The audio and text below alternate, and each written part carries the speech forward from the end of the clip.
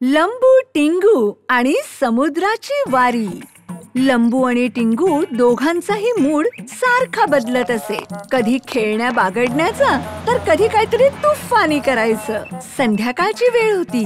दोघेही जेवण करून अंगणात बसून गप्पा मारत होते. यार लंबू, आजकाल आभाळात चांदण्या नाही दिसत आहेत. कोणी चोरून पळालाय का? काय टिंगू भाऊ, कशाला मस्करी करतोयस? आणि एक गोष्ट सांग मला टिंगू भाऊ, कधीपासून तारे मोजायला लागलायस? अरे भाऊ, खूप बोर होतोय मी. कसलाच थ्रिल नाही येत आहे. टिंगू असं बोलल्याबरोबर लंबूने थ्रिल आणण्यासाठी चित्रविचित्र आयडियाज द्यायला सुरुवात केली. चल पतंग उडवूया. नाही, काहीतरी वेगळा विचार कर. विटी दांडू खेळूया. एवढ्या रात्री कोण धावपळ करेल? अशा रीतीने टिंगूने लंबूने दिलेल्या सगळ्या आयडिया रद्द केल्या. हे सर्व बोरिंग आहे. मी तर भाऊ टिंगू आता थकलोय मी. तूच विचार कर, आता करायचंय काय? टिंगूने आकाशात जरा इकडे तिकडे नजर फिरवली. इकडे तिकडे पाहिलं आणि लगेच म्हणाला, नाहीतर आपण समुद्राच्या सैरला जाऊन येऊया. टिंगूची ही आयडिया ऐकून लंबू आनंदाने बागडू लागला. वाह वाह, काय बोललायस तू टिंगू भाऊ? हे तर माझ्या डोक्यातच नाही आलं रे. आला कसा नसता लंबू भाऊ? आयडिया तर माझा आहे ना. उठल्याबरोबर दोघांनीही प्रवासाची तयारी सुरू केली. लंबू त्याच्या शरीरमानाप्रमाणे एका मोठ्या अलमारीत सामान ठेवत होता, तर टिंगू एका लहानशा बॅगेत त्याचं सामान ठेवू लागला. खाण्याचा डब्बा, सायकल, लहान पंखा आणि काय घेऊ शकतो? भाऊ लंबू, आपण तिथे राहायला नाही जात आहे. काही दिवस फिरफार करून वापस येणार आहोत. हो हो, माहितीये मला. पण लहान लहान गोष्टी तिथे लागणारच ना. माहित नाही कुठली गोष्ट कधी कामाला येईल ते. ठीक आहे, जशी तुझी इच्छा. दोघही आपापलं सामान घेऊन एक नाव विकत घ्यायला जातात, जिथे खूप समुद्री जहाज उभे होते. राजकमल भाऊ, आम्हाला एक नाव पाहिजे होती. काय भाऊ लंबू टिंगू, आता काय मासे पकडण्याचं काम चालू केलंय? अरे नाही नाही राजकुमार भाऊ, मी आणि लंबूने विचार केलाय की समुद्राची सैर करू. ठीक आहे, जो जहाज तुम्हाला आवडेल तो सांगा, मी तुम्हाला देऊन टाकेन आणि मग तुम्ही फिरत राहा. दोघांनी एक सुंदरसं विशाल जहाज पसंत केलं. ते राजकमलला पैसे देतात आणि आपलं सामान त्या जहाजात ठेवून निघून जातात. सोबत आणलेलं सामान अगदी व्यवस्थित सजवून लंबू आणि टिंगू मस्त चहा पीत बसतात. बघ भाऊ लंबू, इथे आपल्या चारही बाजूंनी पाणीच पाणी आहे आणि आपण त्याला बघून बघून चहाची मजा घेत आहे. आराम आणि शांती आहे इथे. पण तू तर काही थ्रिलिंग करणार होतास ना? हो हो, ते पण करेल. तू फक्त बघतच राहा. आणि ते कसं? टिंगू लंबूला धक्का मारतो आणि लंबू समुद्रात जाऊन पडतो. लंबू गडबडून जातो आणि लगेच पोहू लागतो. हे पाहून टिंगू त्याच्यावर खूप हसतो. हे असं? ही कसली मस्करी टिंगू भाऊ, मला पाण्यात फेकून दिलेस? थांब, मी वर येऊन तुला ही पाण्यात फेकून देतो. लंबूची अशी स्थिती पाहून टिंगू हसतच राहतो. असाच त्यांचा 2 दिवसांचा प्रवास संपू लागतो. दिवसा लंबू जहाजावर आरामशीर पडलेला असतो आणि अचानक टिंगूच्या ओरडण्याचा आवाज येतो. अरे लंबू भाऊ, लवकर ये, बघ. काय झालं? कशाला एवढा ओरडतोयस? ये तर लवकर. हे बघ, मी काय शोधून काढलंय. आता काय सापडलं तुला? लंबू लगेच जातो आणि टिंगूने दाखवलेल्या दिशेकडे दुर्बिणीने पाहतो आणि लंबूला दुर्बिणीतून एक बेट दिसतं. एक छोटासा बेट तर आहे. एवढं कशाला ओरडतोयस? अरे लंबू भाऊ, मला तर कळत नाही की आपण सैर करून करून कुठे पोहोचलो आहे आणि आपण दोघांनी एक नवीन टापू शोधलाय बघ. तर मग आता करायचं काय? अरे मी गोष्टींमध्ये वाचलं होतं, अशा टापूंवर खजाना वजाना मिळतो.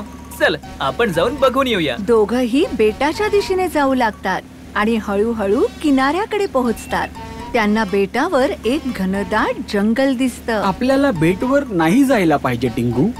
माहिती नाही, तिथे काहीही असू शकतं. अरे याच्यातच तर थ्रिल आहे. तू फक्त बस चाल माझ्यासोबत. कोणी आहे? मला तरी ते कोणीच दिसत नाहीये. अरे भाऊ लंबू, इथे एवढ्या दूर कोण राहायला येणार सांग बरं मला. चल मग आता बस झालं, परत जाऊया. आपल्याला आपल्या घरी पण जायचंय ना. अरे जाऊया परत. अरे एकदा बघू तर दे की खजाना मिळतो की नाही ते तर बघून जाऊया. तेव्हाच त्यांच्यावर अचानक आदिवासींचा हल्ला होतो आणि ते त्यांना कैदेत ठेवतात. अरे भाऊ, हे लोक कोण आहेत? अरे सोडा आम्हाला, सोडा. अरे आम्हाला का पिंजऱ्यामध्ये अडकवलंय? आम्ही काय केलंय? हुई यो, हुई यो, यो, यो, हुई हुई. अरे तुला म्हणायचंय तरी काय माझ्या भावा? अरे आम्हाला कुठे घेऊन जातायत? आदिवासी लोक लंबू आणि टिंगूला घेऊन त्यांच्या कबिल्याकडे घेऊन जातात आणि कबिल्यात पोहोचल्यानंतर त्यांना एका झाडाला बांधलं जातं. तिकडच्या वातावरणावरनं असं कळतं की त्यांचा एखादा सण चालू आहे, कारण सगळे तिकडे नाचत बागडत असतात. हे पाहून लंबू काळजीत पडतो आणि म्हणतो, हे कुठे येऊन अडकलो आपण टिंगू भाऊ? ह्यांची तर भाषा पण कळत नाहीये मला. एवढा चांगला आनंद घेत होतो आणि इथे येऊन बघ काय झालंय. आणि तेव्हाच त्यांचा सरदार तिथे येतो आणि सगळे गप्प बसतात. सरदार लंबू आणि टिंगूकडे इशारा करून म्हणतो, यम्मा, पुश, यखोजा, हिपा, इनवाजा, उदा, इबा, इला. सरदार बोलत राहतो आणि त्याचं बोलणं ऐकून सगळे आदिवासी लंबू आणि टिंगूच्या गळ्यात फुलांचे हार घालतात.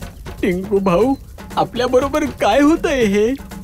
होऊ शकतं यांचा कुठला उत्सव सुरू असेल, असा उत्सव ज्यामध्ये आपला बळी जाईल.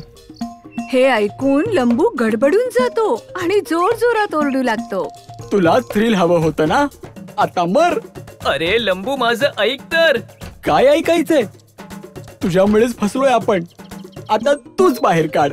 टिंगू थोडा विचार करतो आणि मग आपल्या खिशात हात घालून काही नाणी आणि काही फळं आदिवासींच्या समोर टाकतो आणि ती नाणी पाहून आदिवासी टिंगूची दोरी सोडून टाकतात आणि सुटल्याबरोबर टिंगू इशाऱ्याने आदिवासींशी काहीतरी बोलू लागतो. असे फळं आमच्याकडे खूप आहेत, नाणी पण खूप आहेत. त्यांना आपली भाषा नाही कळत रे टिंगू. परंतु इशारे तर त्यांना कळतंय ना.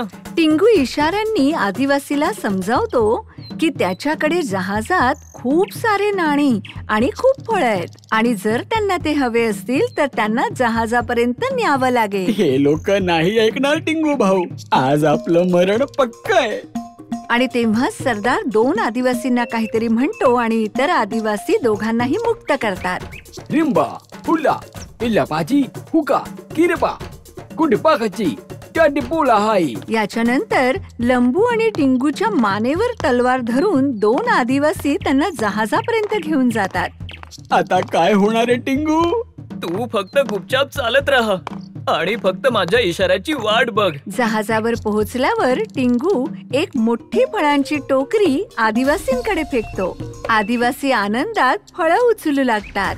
तेव्हाच टिंगू लंबूला इशारा करतो आणि लंबू एका ठोशातच दोघांना खाली पाडतो आणि याचाच फायदा घेऊन टिंगू जहाज लगेच सुरू करतो. चाल लंबू लवकर, पळ. संधी साधून लंबू जहाजात जातो आणि ते दोघं तिथून पळण्यात यशस्वी होतात. का टिंगू, मिळाला थ्रिल तुला? अरे कसला थ्रिल, जीव वाचला तेच खूप मोठी गोष्ट आहे. टिंगूचा आवाज ऐकून लंबू जोर जोरात हसू लागतो आणि ते दोघं घाईघाईने घराकडे परतू लागतात.